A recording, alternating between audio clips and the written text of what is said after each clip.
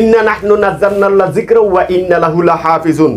মহান আল্লাহ তাআলা সূরা বাকারার 103 নম্বর আয়াতে বলেন, আর যদি তারা আল্লাহ তাআলার উপর ঈমান আনত এবং তার বিধান অনুসরণের মাধ্যমে তাকওয়া অর্জন করে প্রথম শ্রেণীর মানুষ মুত্তাকি হতো, তাহলে তারা মহান আল্লাহর কাছ থেকে নিশ্চিতভাবে সর্বোত্তম প্রতিদান পেত।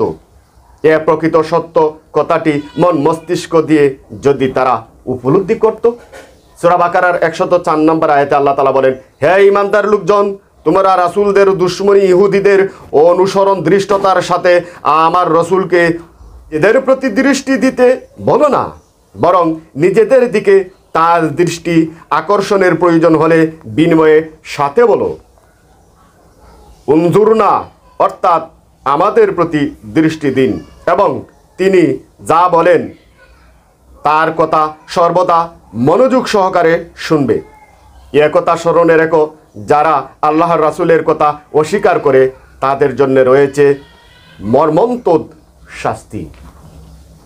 সূরা বাকারার 105 নম্বর আয়াতে আল্লাহ তাআলা বলেন, পূর্ব অবতীর্ণ করা কিতাবের অনুসারী বলে দাবিদার এবং যারা আল্লাহকে বাদ দিয়ে অন্য কিছুকে মাবুদ হিসেবে গ্রহণ পূর্বক শিরক করে, তারা কেউই চায় না যে তোমাদের প্রতি তোমাদের মালিকের পক্ষ থেকে কল্যাণকর কোনো কিছু অবতীর্ণ হোক, অথচ মহান আল্লাহ যাকে চান তাকেই তার অনুগ্রহের জন্য মনোনীত করেন এবং আল্লাহ তাআলা মহা অনুগ্রহণশীল।